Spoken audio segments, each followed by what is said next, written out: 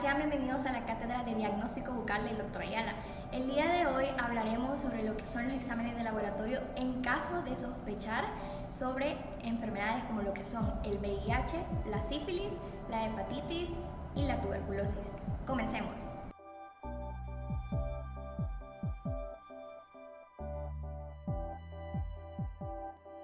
Cuando hablamos de tuberculosis, se trata de una enfermedad incluida dentro de las 10 principales causas de muerte en todo el mundo. Actualmente se estima que la incidencia anual de la afectación de la cavidad bucal oscila entre el 0.5 y el 1%. En el caso de la afectación oral, la lengua es el área en donde mayor se sitúan estas lesiones. Sin embargo, también se pueden desarrollar en lo que son los labios, la encía y el paladar. Característicamente se forman lesiones ulcerosas de bordes irregulares, pueden ser únicas o pueden ser múltiples, que pueden producir o no dolor. También se han escrito casos en los cuales se apreciaban lesiones nodulares o inflamación. Posteriormente, otra de las que hablaremos el día de ahora son el VIH. En el VIH la boca puede ser la parte en la que primero se manifiestan las lesiones. La infección del VIH debilitará su sistema inmune, por lo tanto este tipo de pacientes tienden a adquirir infecciones y por lo tanto en la boca puede causar dolor y pérdida de dientes. Las personas con VIH pueden padecer estas afecciones bucales: el sarcoma de Kaposi, periodontitis ulcerosa, gingivitis de banda roja, candidiasis y boca seca. También pueden haber úlceras en la boca y llagas. También hablaremos de la sífilis, y en la sífilis las lesiones orales más predominantes fueron en la sífilis primaria, fueron el chacro sifilítico. En la sífilis secundaria se apreciaban más que todo las placas mucosas, lesiones eritematosas, inflamaciones y lesiones papulares. Y en las sífilis terciarias aparecen las lesiones como lacumas sifilíticas, lesiones leucoplásicas y atrofia lingual. En la hepatitis B, que es la más común y es que podemos encontrar nosotros como odontólogos, las principales manifestaciones bucales de esta enfermedad son xerostomía, enfermedades gingivales, mal aliento, icteria en las mucosas, erupciones peribucales. Estos son los pacientes que tienden a padecer de hemorragias al momento de realizar una cirugía, extracciones dentales, por lo que antes de realizar algún tipo de tratamiento de este rubro, hay que tomar antes una prueba de lo que es la protrombina para determinar el tiempo de coagulación.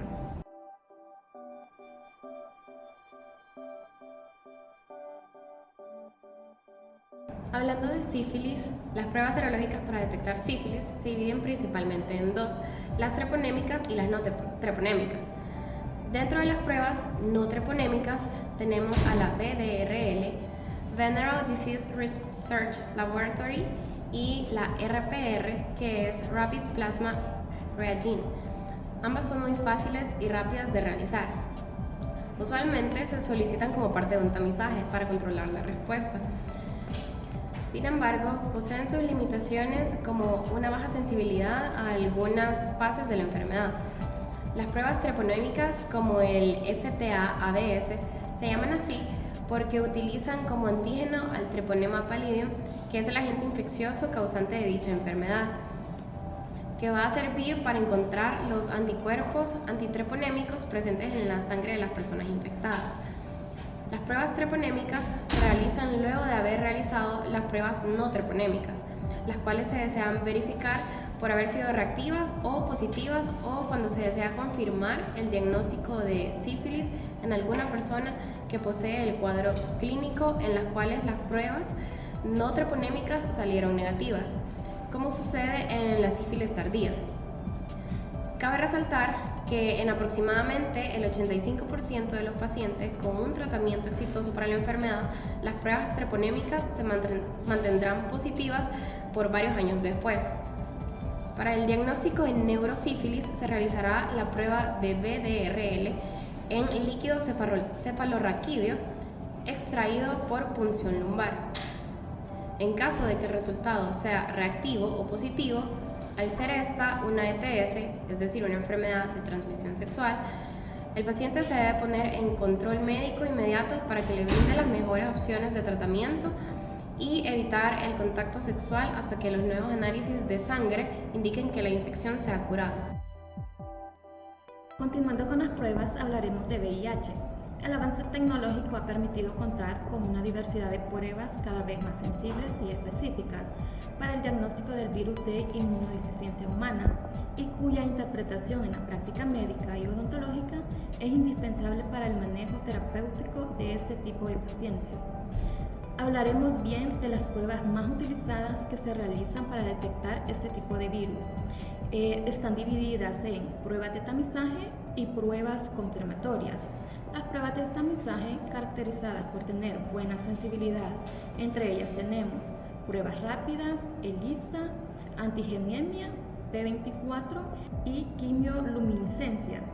Continuando con las pruebas confirmatorias, estas son realizadas cuando el diagnóstico presuntivo de la infección por VIH. En las pruebas de tamizaje, entre ellas tenemos Western Blot, LIA, Light Immune Assay. Para la interpretación de estos resultados, en la prueba de ELISA se caracteriza por una alta sensibilidad, cercana al 100%, y una buena especificidad. Cuando son aceptables las pruebas ELISA de tercera y cuarta generación, cuando la prueba rápida resulta reactiva, vamos a realizar una segunda prueba ELISA, y si también resulta reactiva, se solicitará otra muestra sanguínea del paciente para realizar una segunda prueba, pero esta vez por duplicado. Si una o ambas persistieran reactivas, entonces se considera que el individuo tiene un diagnóstico presuntivo de infección por VIH. La prueba de Western Blot es una prueba altamente específica, pero con un alto costo. Se considera positivo cuando aparecen la P24 positiva, el GP160, GP120 y el GP41, o la P41 positiva, confirmando la infección de VIH. Si sale negativo, se descarta la infección por el virus de inmunodeficiencia humana. Siguiendo con lo que es el virus de la hepatitis, vamos a hablar un poco sobre lo que son los marcadores serológicos. Los marcadores serológicos tenemos que recordar que no identifican la presencia de la enfermedad hepática, sino que prueban la presencia de la infección y nos identifican también el tipo de virus. Entre ellos tenemos el HBsAg, que es el antígeno de superficie de la hepatitis B, indicador temprano de la presencia de la infección aguda. También indica una infección crónica. Tenemos lo que es el anti-HBs, que nos identifica el anticuerpo contra el antígeno de superficie del virus de la hepatitis, indicador de recuperación clínica y subsiguiente inmunidad a la hepatitis del virus B. Tenemos lo que es el anti-HBc, que es el anticuerpo contra el antígeno del núcleo, antígeno core de la hepatitis B, si es de tipo IgM. Seguimos con lo que es el marcador del HBeAg, que es el antígeno E de hepatitis B, que es un indicador de la replicación viral activa aguda presente en el periodo más infeccioso. Seguimos con lo que es el anti-HBe, que es un anticuerpo contra el antígeno E del virus de la hepatitis, y la seroconversión del antígeno E a anticuerpo, y su presencia con anti-HBc puede también confirmar un recién estado agudo en ausencia del antígeno HBsAg y anti-HBs. Tuberculosis. La prueba cutánea de la tuberculina es un método para identificar si una persona está infectada con el Mycobacterium tuberculosis. La prueba de la tuberculina se hace inyectando 0.1 mililitros de un derivado proteico purificado en la cara anterior del brazo. La inyección es intradérmica. Cuando se aplica correctamente, debe producir una elevación leve en la piel. Esta reacción se debe interpretar dentro de las 48 a 72 horas. ¿Cómo interpretamos los exámenes? La induración de 5 milímetros o más se considera una reacción positiva en las personas que han tenido contacto con una persona infectada o en las radiografías demuestra que ha tenido infecciones de dicha enfermedad. En personas que tienen una induración de 10 milímetros o mayor, se considera que es positiva.